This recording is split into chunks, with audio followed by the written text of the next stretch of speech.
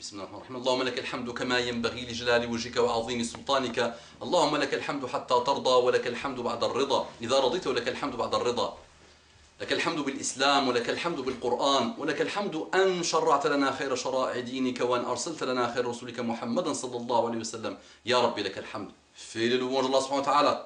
Ne dis pas je suis pauvre, je suis ci, je suis ça, j'ai des problèmes. Non, réveille-toi, réveille-toi et remercie Allah subhanahu wa ta'ala. Regarde toujours ceux qui sont inférieurs à toi en condition, plus pauvres que toi, plus malades que toi, plus éprouvés que toi. Et ne regarde pas ceux que tu prends comme supérieurs parce que tu as intérêt à méditer sur ceux qui souffrent dans le monde et qui sont dans des conditions vraiment lourdes, alors que toi, alhamdoulilah, tu manges à ta faim, tu es heureux, tu as un toit. Donc dis alhamdoulilah, s'il te plaît. Allahumma salli wa sallam ala habibina Muhammad, sallallahu alayhi wa sallam. Rabbi shrah li sadri wa yassir li amri. واحلل عقدة من لساني يفقهوا قولي آمين يا رب العالمين. السلام عليكم ورحمة الله وبركاته. Quel engagement de paix, d'amour et de bénédiction, de miséricorde et de tolérance. Je vous aime en Allah, mes frères et sœurs, quel que soit votre type de pensée, quelle que soit votre école, quelles que soient vos attaques contre moi ou contre des gens comme moi, mes frères et sœurs en humanité, bonjour, qu'Allah vous guide, qu'Allah me guide, qu'Allah nous guide. Écoutez ce message de quelqu'un que j'apprécie beaucoup, que je pense que j'ai commencé sur le monde cybernétique avec lui parce que dès le début, dès mes débuts, il a toujours fait des commentaires que j'ai souvent trouvé lourds. Mais je sais que derrière il y a un grand homme et une grande pensée. Il exprime, ce type de message exprime une souffrance pour la communauté musulmane. Donc je vais vous lire un peu le message qui est dur, qui est cru. Dur, mais vous allez comprendre. Salam alaikum wa rahmatullahi wa barakatuh. Je tenais avant tout à te remercier pour la référence du livre ayant trait à la vie après la mort de Cheikh Al-Hajj. Je tâcherai, Inch'Allah, de passer une commande aux éditions Al-Buraq en temps voulu. Il a écrit en tout voulu, en temps voulu. D'autre part, je souhaitais également te faire part de l'étonnement que je ne manque pas d'éprouver à chacune de tes vidéos. Tu sais sans doute que tu t'adresses essentiellement à un propos stérile, et tu continues pourtant tes rappels. Les personnes qui t'écrivent et relatent des problèmes qu'ils rencontrent dans leur quotidien ne sont à mes yeux que des irresponsables qui ne s'assument pas. C'est le confesseur qui les intéresse en toi. Je suis moi-même d'origine, ok, on ne va pas dire le pays, ça n'a pas beaucoup d'intérêt, comme tu l'auras sans doute compris. Et cette fausse communauté, plus ou moins arabo-musulmane, est à exterminer sans la moindre exception. Ils ont grandi dans le berceau de la France. Ils sont tous à différents degrés complètement aliénés au mode de vie occidental. Tu auras beau leur égrener les bienfaits et les nombreux mérites de l'islam.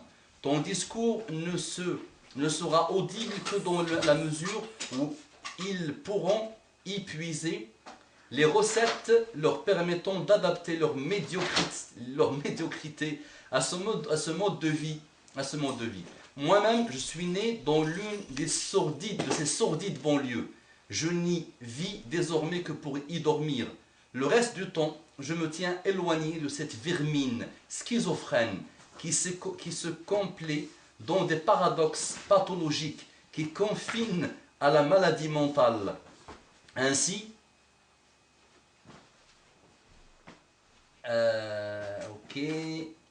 Ainsi, ils portent des t-shirts Viva l'Algérie, sifflent la Marseillaise dans les stades, abordent des drapeaux à l'effigie des couleurs du Maghreb, mais sont terrifiés à l'idée de vivre dans ces pays, de ne plus avoir de PlayStation 3 d'allocation ou de RMI.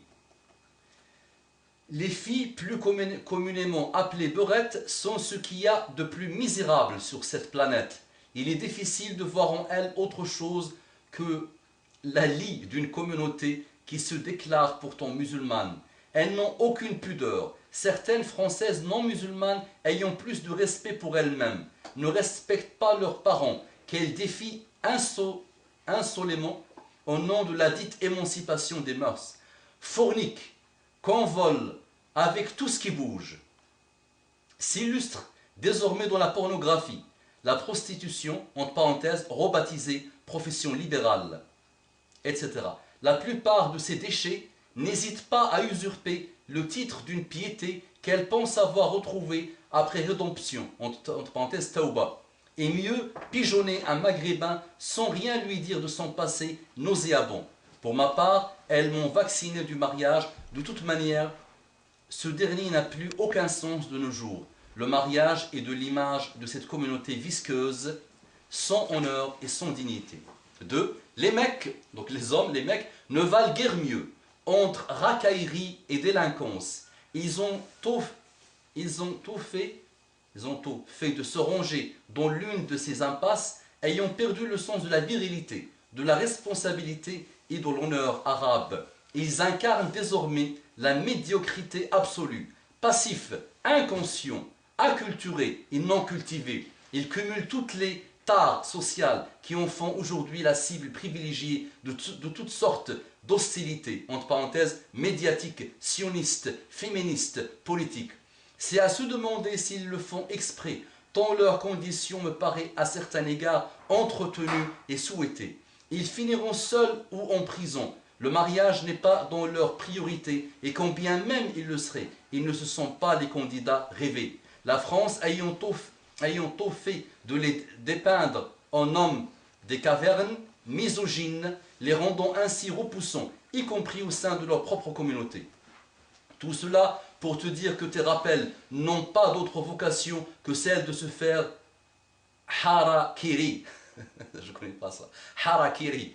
Tu prêches pour une minorité de convaincus et l'écrasante majorité de ton auditoire cherche avant tout un prêtre pour les absoudre. Ton islam les intéresse dans le sens où ils y trouvent un parfum de christianisme gentil, douillet et réconfortant pour leur conscience. Moi, il y a belle lurette que j'ai compris que je ne serai jamais le bon musulman que cette religion attend de moi. Non, je ne crois pas en l'humanité abstraite et je différencie les humains sur des critères que le Coran réprouve ouvertement. Note que j'ai bien précisé que je ne serai pas à la hauteur de ce que attend Allah de moi. Non, l'inverse, je ne suis pas en mesure d'aimer des frères, tout musulman soit-il, chez qui je ne me reconnais pas. Ma fraternité va à une minorité, rien d'autre. L'islam attend de moi et des pères plus généralement qu'ils ne rejettent pas de prétendants légitimes pour leurs filles. Il est hors de question d'envisager de donner la mienne, bien, entre parenthèses, bien que n'ayons pas d'enfants, à des étrangers non arabes. Comme tu peux le constater, je ne suis pas sensible aux sirènes modernes du métissage obligatoire et qui font qu'aujourd'hui les Maghrébins se diluent à vitesse grand V. Toujours est-il que je continuerai éventuellement de t'écouter pour essayer de passer le temps de manière agréable et qu'il est sans doute plus instructif de t'écouter que de se livrer corps et âme aux clips de rap US. Wassalam. Wallahi alladhi la ilaha ghayruhu. Que je ne suis pas d'accord avec une grande partie de ce que notre frère a dit. Mais il relate quand même une réalité qui fait très mal au cœur. Il y a des choses mauvaises, ce racisme un peu contre les autres, et cette chose de l'islam plus ou moins christianisé, tout ça, l'islam et la religion chrétienne et la religion judaïque viennent du même Dieu. Donc il y a pas mal de choses. Je pense que chaque phrase mérite une vidéo d'intervention de rappel. Donc il y a au moins 40 à 45 rappels que je peux faire, Inch'Allah, à partir de ce texte. C'est un texte profond, d'une sincérité pure, même s'il est maladroit dans quelques hadiths, même s'il est pessimiste, et dans l'islam il ne faut pas être pessimiste. Mon frère, Mohammed sallallahu alayhi wa sallam avait dit à Ali ibn Abi Talib une fois qu'il s'apprêtait à combattre les Juifs, Khaybar, quand il l'a envoyé pour encercler Khaybar. Ali ibn Abi Talib se préparait, vous connaissez Ali, son courage et sa force. Et Mohammed sallallahu alayhi wa sallam lui dit, Walladhi nafsi biyadeh, par celui qui détient mon âme, la yahdi Allahu bika rajulan خير لك من حمر النعم وفي رواية خير لك من عبادة Donc, par Allah, si Allah guide par ta cause quelqu'un, c'est mieux pour toi que Humr al-Ni'am. Humr al-Ni'am, c'est les chamelles de l'époque qui étaient vraiment d'une race puissante. C'est comme si on dit les Ferrari d'aujourd'hui. Ou le monde qui se contient. Donc, c'est ce qu'on va continuer à faire, Inch'Allah, n'arrête pas. Mon frère, Allah, on va continuer. Assalamu alaikum wa rahmatullahi wa barakatuh.